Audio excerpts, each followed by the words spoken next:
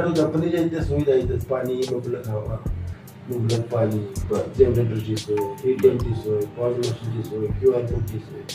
Okay. त्यांना restroom आहे, ladies toilet वेगळा, जेंट्स टॉयलेट वेगळं. त्या ज्या रेग्युलर ज्या इथे सुविधा आहेत म्हणजे व्यवसाय विभागला जाते. म्हणजे जो सेल असतो तो विभागला जातो. ज्याचे कस्टमर ज्याचे गुडविल ज्याचं चांगलं आहे, माल चांगला, क्वालिटी चांगली आहे, तिथे कस्टमर जाते. थोडक्यात बोलायचं असं की आपण जरी कुणासोबत तुझा भाव नाही ठेवला तरी देखील कंपन्या एकमेकांसोबत स्पर्धा करायला मार्केटला आहे. ग्रामीण भाग असल्यामुळे प्रत्येक इथं हर एक ठिकाणी गॅरेज असू शकत नाही, 4 व्हीलरचं, 2 व्हीलरचं. बरं. आणि तसं म्हणजे जास्त आम्ही काय केले की ओतूरमधले 2-4 गॅरेजवाल्यांची किंवा त्या मेकॅनिकलची, महिंद्राचा असू दे, सुझुकीचा असू दे, त्यांचे नंबर आम्ही कॉन्टॅक्ट नंबर इथं लिहून ठेवतो. ओके. 2 व्हीलरचा असू दे, 4 व्हीलर, पंक्चर गाडी झाली त्यांचे पंक्चरवाल्यांचे नंबर. इमर्जन्सी आम्ही त्या लोकांना देणार. आमच्या कामगारमध्ये आम्ही त्यांना घेऊ शकतो. रात्र झाली 12 नंतर गाडी चालवायला अलाउड नाही, पंपाने आपली गाडी लावून थांबू शकतो. नवीन माणसाला या क्षेत्रामध्ये पडायचं झालं तर त्याला तुम्ही सल्ला काय द्याल? पडू नकोस म्हणून सांगणार. मग का असं कारण काय? मंडळी नमस्कार. मंडळी माझं नाव रणजित आणि आपण पाहतात सावडी संवादाचे हा आपला युट्यूब चॅनल.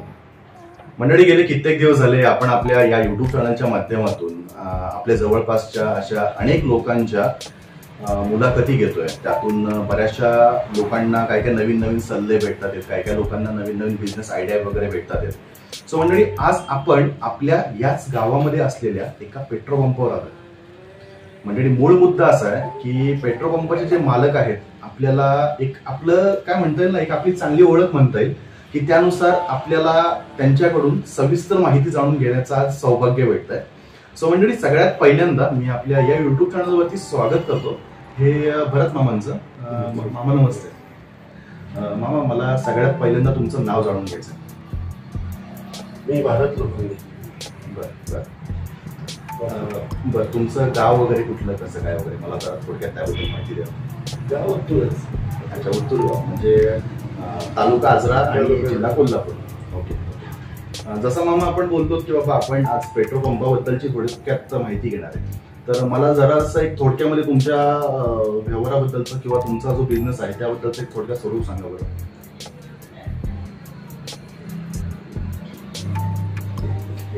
अच्छा ठीक आहे, काही हरकत नाही. मला हा प्रश्न विचारायचा आहे की तुम्ही ह्या व्यवसायाची सुरुवात कशी केली, म्हणजे कुठून सुरुवात झाली? सुरुवात वडिलांनी काम चालू केलं त्यामुळे. अच्छा, वडील पहिल्यापासून यामध्ये होते. तुम्ही खास करून हा व्यवसायच का निवडला? कारण आता आम्हाला माहिती की बाबा तुम्ही 4 जण भाऊ आहात. आता जसं तुम्ही म्हटलात की बाबा वडिलांकडनं सुरुवात झाली आणि त्यानंतर मग तुम्हीच का, मला हा प्रश्न विचारा, तुम्हीच का या विषयामध्ये? भाऊ होतं ते, भाऊ तिकडे दुसरीकडे होते, आम्ही इकडे असं आलो. अच्छा. मग तुम्हाला पेट्रोल पंपाचा तुमचा जो काय व्यवसाय आहे हा व्यवसाय करताना अडचणी काय काय येतात तशा? तरी तशा काही जास्त येत नाही. बरं. नाही म्हणजे समजा उदाहरणार्थ आता आपला पंप आहे, कधी बाबा आपला पेट्रोल वगैरे संपतं, आपण ऑब्व्हियसली आता आपल्या कंपनीचे टँकर वगैरे असतात, बट कधी जर समजा टँकर लेट झाला किंवा जर काय अशी सिच्युएशन असली तर त्यामध्ये तुम्ही हँडलिंग कसं करता? माल शिल्लक ठेवूनच माल घ्यायला, ऑर्डर घ्यायला. अच्छा, असं संपूर्ण कधी माल घे मालाची वाट बघायची. माल शिल्लक ठेवून. ओके. मामा मला जर असं आहे ना, तुमचा दैनंदिन कामकाज जे असतं म्हणजे एक वैयक्तिक तुमच्याबद्दल की बाबा तुमची सकाळ कधी होते आणि संध्याकाळ कधी होते तर सांगाल? सकाळी 7:30, 6:30ला पंप चालू, 11ला पंप. बरं. आता पंपावरची मुलं कामाला आहेत म्हणजे ते लोक कंटिन्यू काम करतात की त्यांच्या शिफ्ट वाईज असतात? शिफ्ट असते. अच्छा, त्यानुसार. ओके. आणि जसं आता आपण बघतोय की इंधनामध्ये बरेचसे बदल होतात. जसं आता आपल्याकडे पेट्रोल आणि डिझेल आहे, बरेचसे लोक CNG साठी विचारतात किंवा बरेचसे लोक इलेक्ट्रिक साठी विचारतात. तर हे जे इंधनामध्ये होणारे जे बदल आहेत या बदलांबद्दल तुमचं काय म्हणणं आहे? की जसं की एक बोलायचं झालं की बाबा आज आपल्याकडे पेट्रोल आणि डिझेल आहे, आपण बघतोय भविष्यामध्ये जर समजा आपलं काय प्लॅनिंग आहे का सीएनजी पंपाचं किंवा मग इलेक्ट्रिकचा वगैरे काय प्लॅनिंग आहे का? हा सीएनजी पंपाचं प्लॅनिंग आहे, पण कंपनी कधी देईल तेव्हा आम्हाला करायचं आहे, आम्ही तर घेऊ शकत नाही. चार्जिंग पॉईंट तर तशा मला तशी एकदा गाड्या आहेत करून काय उपयोग. ओके म्हणजे आपला गाव भाग असल्यामुळं तेवढी गुंतवणूक करण्यामध्ये पॉईंट नाही.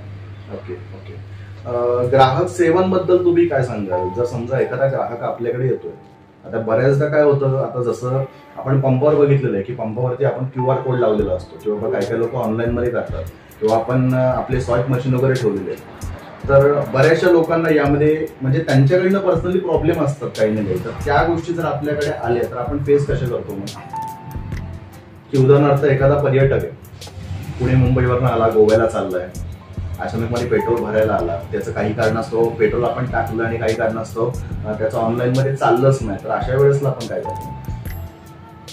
तसं थांबवून पैसे त्यांच्याकडे घ्यायला पाहिजे. लोकांशी संबंधित असलं तर थांबावं लागेल, नंतर येते द्या म्हणतात. थोडं कॉपरेट करायला लागतं, त्यांच्याकडे प्रॉब्लेम असते मला ते इथूनच असं नाही ना, नंतर पण येऊन देऊन देतो. म्हणजे जर समजा एखादा आपल्या ओळख वगैरे करून काय निघली तर मग आपण मॅनेज करतो.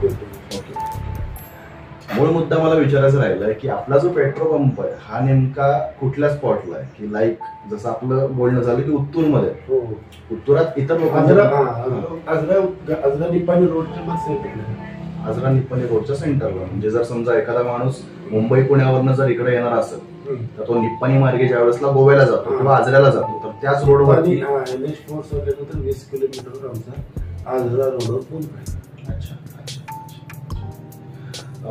तुमच्या पेट्रोल पंपावरती जसं ग्राहकांसाठी आपण आता बोलतोय, तर तुमच्या पेट्रोल पंपावरती ग्राहकांसाठी सुविधा काय काय केल्या?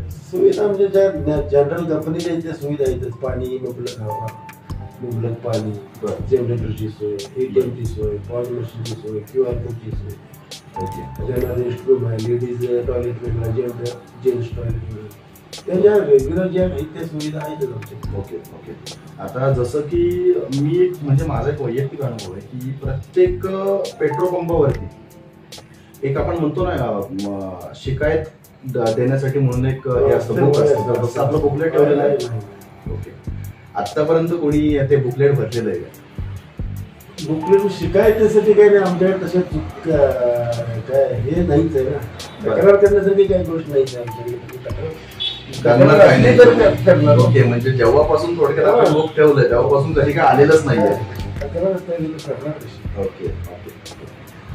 आता जसं आपण बघतोय की निपाणी पासून 20 किलोमीटर अंतर, म्हणजे हायवे पासून 20 किलोमीटर अंतर, ऑब्व्हियसली आता आपल्या अलीकडे देखील पंप असतील, आपल्या पुढे देखील पंप असतील, तर या सगळ्यांसोबत आपण ज्या वेळेस स्पर्धेमध्ये उतरतोय त्यावेळेस आपल्याकडं आव्हानं काय काय असतात?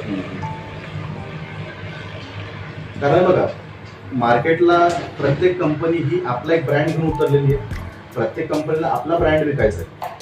तर त्या संबंधी ज्या वेळेसला आपल्या आजूबाजूला आपले जे काही स्पर्धक आहेत त्यांच्यासोबत आपली स्पर्धा होती कशी नेमकी? स्पर्धा होती म्हणजे व्यवसाय विभागला जातो, म्हणजे जो सेल असतो तो विभागला जातो. ज्याचे कस्टमर, ज्याचे गुडविल जिथं चांगला आहे, माल चांगला, क्वालिटी चांगली आहे, तिथे कस्टमर जाते. ओके. आता आमच्या इथे जवळजवळ 2, 3, 4 पंप झाले, आम्हाला काही फरक नाही पडला. आमचं गुडविल चांगलं आहे, माल चांगला आहे, क्वांटिटी चांगली आहे, ओके, क्वालिटी चांगली आहे. कस्टमर असं नाही की थोडं तू या माझ्याकडे आमच्या पेट्रोल पंपवर पेट्रोल डिझेल टाका मी बोलू शकतो. शेवटीच्या कस्टमरचं बी आहे की बाबा आपण कुठं टाकावं हे तर गिरायकाला बी कळायला पाहिजे. बरोबर. जरा चांगला असेल तिथंच तो टाकणार. बरोबर. आम्ही तेव्हा आम्हाला थोडंच आम्ही या आमच्याकडे भरा आम्ही म्हणू शकत नाही. बरोबर. शेवटी कंपनीची पॉलिसी आहे, सरकारची पॉलिसी आहे, 10,000 पंप टाकलेले, त्याला काही नाही लागलं. बरोबर. काही तिथं सेल व्हायला आहे, तिथं सेल विभागून चाललंय. सर, तसं बघायला गेलं पेट्रोल पंपाचे सुद्धा नियम असतात की बाबा एका पेट्रोल पंपापासून जर एखाद्या व्यक्तीला नवीन पेट्रोल पंप टाकायचा झाला तर त्याचं अंतर किती? तसं नाही ना आता काय, आता तसं काही नाही. हो, समोर टाकू शकतो. ओके.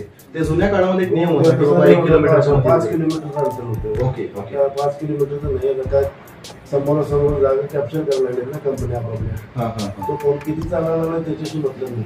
ओके ओके त्या लोकेशनला त्या कंपनीला जागा दिली की त्या कंपनीला ती जागा पाहिजे असते. ओके असं आहे. ओके. म्हणजे थोडक्यात बोलायचं असं की आपण जरी कुणासोबत तुझा भाव नाही ठेवला तरी देखील कंपन्या एकमेकांसोबत स्पर्धा करायला मार्केटला आहेत म्हणायची. मला एक म्हणजे माझ्याकडनं हा प्रश्न आहे की तुमची भविष्यामध्ये योजना काय असणार आहे? जसं आपण मगाशी बोललो की तुम्ही मला बोललात आपण सीएनजी सुद्धा प्लॅन करू शकतो, आपण इलेक्ट्रिक साठी सुद्धा प्लॅन करू शकतो, पण त्या व्यतिरिक्त तुम्ही काय आता नवीन काहीतरी ह्या डेव्हलप करणे. म्हणजे जसं आपले आता 2 स्टेशन आहेत तसं आपण एक्स्ट्राचे स्टेशन करू शकतो. Okay okay. त्या व्यतिरिक्त गार्डन तर मी बघितलंय आणि सिरियस सांगतो मला एक असं नाही बरं का की हे आमचे पाहुणे आहेत किंवा बाबा मी या गावचा आहे, बाबा मी आमच्या माणसाला प्रमोट करतो वगैरे, ही भानगड नाहीये. बट ह्या पंपावर येण्यामागचं आहे ना माझं एक पर्सनल एक गोष्ट आहे. ऑब्व्हियसली आता मी ज्या वेळेसला पुण्याहून कोल्हापूरला राहायला आलो, गावात राहायला आलो, त्यावेळेसला माझे नातेवाईक होते, माझे मामा, माझे आजोबा, प्रत्येकाने मला असं एकदम ठोकून सांगितलं होतं गाडीमध्ये पेट्रोल टाकायचं असलं लोखंडेच्या मामाकडे जा, तिथंच पेट्रोल टाक. तर मला त्यावेळेसला काय वाटायचं की अरे माझे जे रिलेटिव्ह वगैरे आहेत ते लोक बाबा मला पुश करतात सारखं की इथंच जा इथंच जा. ते कसं असतं बाबा आपल्याला कुणी जरी किती जरी सांगितलं तर बाबा एक आपला स्वतःचा एक दृष्टिकोन असतो की बाबा कुठं कुठं जावं. मी यासाठी सगळ्यात पहिल्यांदा आपल्या आजूबाजूचे जेवढे पंप आहेत मी सगळ्यांवरती जाऊन एक एक अनुभव घेतला की बाबा खरोखर तिथला माणूस आपल्याशी बोलतोय का नाही, किंवा बाबा ते लोक दिरंगाई किती करतात या गोष्टीमध्ये, किंवा काही कारणास्तव जसं आता आम्ही मगाशी बोललो की बाबा एखाद्या बाबा कस्टमरचं पेमेंट वगैरे अडकलं तर ते लोक काय ऑब्जेक्शन घेऊ शकतात. या सगळ्या गोष्टींचा मी सगळ्यांकडनं आढावा घेतला. सिरियसली मला त्यानंतर बाबा एक गोष्ट जाणवली की बाबा या पेट्रोल पंपावरती बऱ्याचशा गोष्टी जसं मामांनी आता सांगितलं तशा बऱ्याचशा गोष्टी आहेत ना या काळजीपूर्वक हाताळल्या जातात. आणि सगळ्यात महत्वाची गोष्ट म्हणजे लोखंडे साहेबांनी पंपाला लागून एक छान असं गार्डन केलेलं आहे. आपल्यासारख्याला म्हणजे आपण जे देवध्यानी माणसं किंवा जे लोक कपाळाला कुंकू लावतात, कपाळाला अष्टगंध लावतात, यांच्यासाठी खास गोष्ट म्हणजे यांनी यांच्या गार्डन मध्ये औदुंबराचं झाड अगदी नीटनेटकं सांभाळून ठेवलेलं आहे. आणि स्पेशली म्हणजे त्याला कट्टा वगैरे पण केलेला आहे. बाबा एखादा माणूस आला तर तिथं व्यवस्थित मध्ये बसू शकतो. एखादा कस्टमर आता बरेचसे आता आपल्याकडे पर्यटक वगैरे येतात तर ते लोक निवांत मध्ये बसून डबा वगैरे खाऊ शकतात, जरासं फिरायला वगैरे त्यांना मोकळी जागा आहे. तर ह्या गोष्टी एक मला छान वाटल्या याबद्दल. मामा मला हे विचारायचं आहे, जसं आता आपण बोललो की हायवेवरती आपला पेट्रोल पंप आहे, आता बऱ्याच वेळेसला पर्यटक बरेचसे या रोडनी जात असतात. समजा काही कारण असतं एखाद्या कस्टमरची गाडी आपल्या इथं येऊन जर बंद पडली किंवा त्या गाडीला समजा काही एक म्हणजे गाडीच्या वैयक्तिक काय काय कारण असतं तर त्या कारणास्तव बाबा आपण त्यांना जर मदत करू इच्छितो तर बाबा आपल्याकडनं त्यांना कसं सहाय्य होतं? कसं इथं आपला भाग येतोय ग्रामीण भाग असल्यामुळे प्रत्येक इथं हर एक ठिकाणी गॅरेज असू शकत नाही, 4 व्हीलरचं 2 व्हीलरचं. बरं आणि तसं म्हणजे जास्त आम्ही काय केले की ओतूरमधले 2-4 गॅरेजवाल्याची किंवा त्या मेकॅनिकलचे महिंद्राचा असू दे, सुझुकीचा असू दे, त्यांचे नंबर आम्ही कॉन्टॅक्ट नंबर इथं लिहून ठेवले. Okay okay. 2 व्हीलरचा असू दे, 4 व्हीलर, पंक्चर गाडी झाली त्यांचे पंक्चरवाल्यांचे नंबर, इमर्जन्सी आम्ही त्या लोकांना देतात, आमच्या कामगारद्वारे आम्ही त्यांना देतो.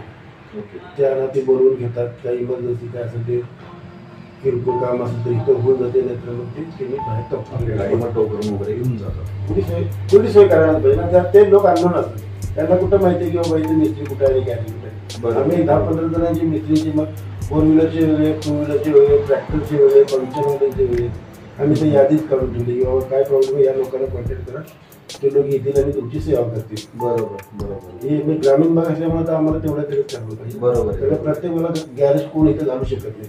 बरोबर. त्याला तो धंदा होईल त्याने याची गॅरेज नुसतं गॅरेज घालून काय करायचं. बरोबर बरोबर. तसं आम्ही तर वहीच केली की सगळ्यांना त्या मिस्त्री लोकांचे आम्ही नंबर ठेवले सेव्ह करून लिस्टमध्ये ते त्यांना द्यायचं. ज्याला पंक्चर झाली पंक्चरवाल्याचे नंबर, गाडी बंद पडली मग कुठल्या कंपनीची गाडी आहे महिंद्राची तर महिंद्राचा मिस्त्री कोण आहे या लोकांना कॉन्टॅक्ट करा, त्यांच्या सोयीने ते येऊन कामं करून जातात.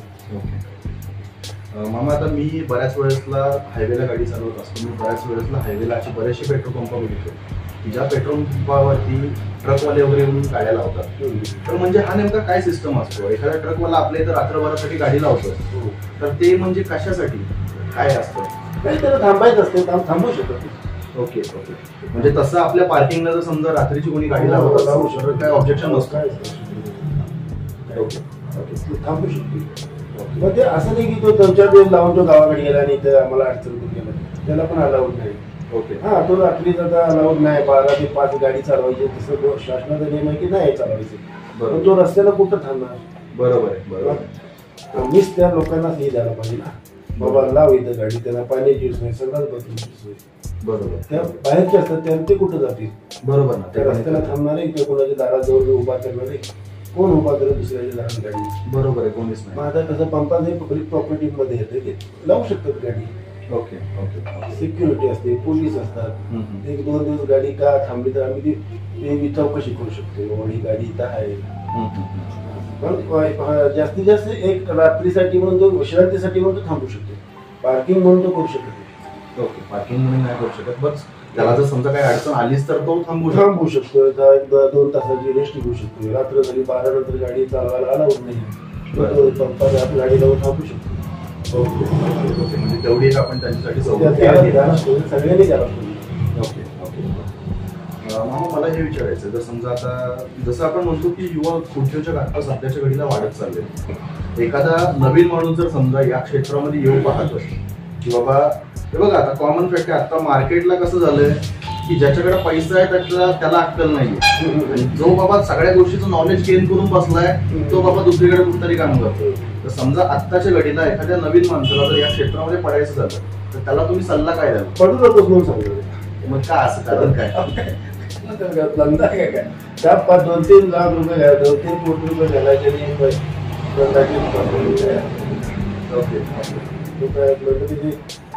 असलं तर तो करणार नाही तर मग काय करू? बरोबर, ते पण खरं. आणि बरोबरी आता 1000-2000 लिटर विकणार काय त्यात ते किती राहणार? 2 रुपये मार्जिन, 3 रुपये मार्जिन, पेट्रोल त्यात शॉर्टेज होतं. बरोबर, काय मिळणार काय त्यात? ते पण बरोबर, ते पण बरोबर. ते युवा करून ते युवा धंदा नाही, बरोबर आहे. आगीत भोपेटात का पडायचं ते? असं ते पण बरोबर, काय गरज बरोबर तुमचं. 4 पैसे कोण काम करत असताना 4 पैसे मिळतील या उद्देशाने कोणती व्यवसाय करत असतो. बरोबर, त्याला काही मिळतच नाही तर सांगा वाईट सल्ला का द्या? बरोबर, ते पण खरं, ते पण खरं. त्या बाबा फायदा आहे दुःख कशाला द्यायचं? ते पण बरोबर आहे. हा, ते मग असेल तर तसा सेल पाहिजे, विक्री पाहिजे, तसं लोकेशन पाहिजे त्या पंपाला, तिथं भरपूर कस्टमर येतील. लोकेशन बघून ते करायला पाहिजे व्यवसाय. बरोबर, ते पण खरं. आता जी लोकसंख्या आहे 5000 आणि तिथं 5 स्टार हॉटेल घेऊन चालणार आहे नाही चालणार, त्याचा काय धंदाच नाही. 5 स्टारसाठी कमीत कमी 20-25 हजार तरी पाहिजे, आरामशीर लोक वस्ती पाहिजे. तर ते तिथल्या 3 स्टार 5 स्टार हॉटेल घेऊ. बरोबर. इथे ऑलरेडी आता 4 पंप झाले आणि आता दुसरा आणि युवा उद्देश युवी पंप घालतो. नाही चालणार, नाही चालणार. 5000 लोक वस्ती असेल तिथं 5 स्टार हॉटेल चालेल काय? नाही नाही चालणार. कधी झाले. पण मग मला जरी समजा एक कॅज्युअली मी विचारतो, जरी समजा एखाद्या माणसाला पेट्रोल पंप टाकायचा आहे किंवा कोणीतरी बाबा त्या लेवलचा, जसं तुम्ही म्हणताय की बाबा अगदीतून उठून पोपाट एखादा माणूस, मी आपल्याच गावचा नाही म्हणत, आपल्याच भागातला नाही म्हणत, इतरत्र भागातले बरेचसे लोक आहेत जे आपला आता व्हिडिओ बघतात. जर समजा एखाद्या माणसाला एक आपण म्हणतो ना की शून्यातनं सुरुवात करतोय आणि कुठेतरी जाऊन बाबा त्याला वाटतंय माझं पण भलं व्हावं, गावातल्या 4 लोकांचं भलं व्हावं, तर त्या अनुषंगाने जर एखाद्या माणसाला पेट्रोल पंप चालू करायचा झाला तर त्यासाठी त्याचे क्रायटेरिया काय काय असतो? म्हणजे केवढी जागा लागते आणि कसं काय असतं ते? जागा काय अर्धा एकर जागा लागते. अर्धा एकर म्हणजे 20 गुंठे जागा पाहिजे कंपल्सरी. Okay okay. म्हणजे आणि दुसरी गोष्ट म्हणजे आता जसं मी आता बघतोय तुमचा पेट्रोल पंप एवढा जुना आहे, कंपनीवाल्यांकडनं आपल्याला म्हणून म्हणजे ज्या वेळेसला आपण कंपनीची फ्रँचायझी घेतो, ऑब्व्हियसली तरी फ्रँचायझी आपण ज्या वेळेसला कंपनीवाल्यांकडनं फ्रँचायझी घेतो तर त्यावेळेसला हे जे काही तुम्ही तुमचा सेटअप उभारलाय तर हा सगळा सेटअप कंपनी उभारून देते की आपण आपल्या बरोबरच करावं लागतं? कंपनी उभारून देते सगळं कंपनीकडनं. आता आहे आम्ही स्वतः उभारतो पण आता कंपनी उभारतो. Okay okay. तर आपण थोडक्यात बोललो, पण बऱ्यापैकी आपल्याला भरपूर माहिती भेटली. त्यातल्या त्यात विचारण्यासारखे प्रश्न भरपूर आहेत. बट मंडळी काय माहिती का, सध्याच्या घडीला जग एवढं धावतं झालंय ना की मला मस्त बाबा, मला प्रत्येकाकडे बघून वाटतं की बाबा या माणसाने मला वेळ द्यावा, या माणसाने बाबा मुलाखतीसाठी मला वेळ द्यावा, बऱ्याचशा प्रश्नांबद्दल मला उत्तरं द्यावी.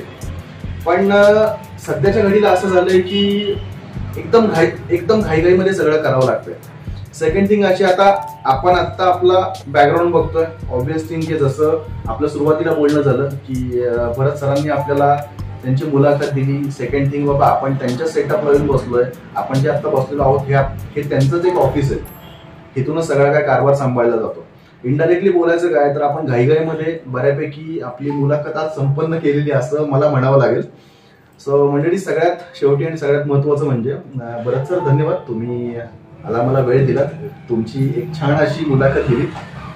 यातनं बऱ्याचशा नवीन लोकांना, जुन्या लोकांना यामध्ये नवीन गोष्टी शिकायला भेटल्या, ऐकायला भेटल्या.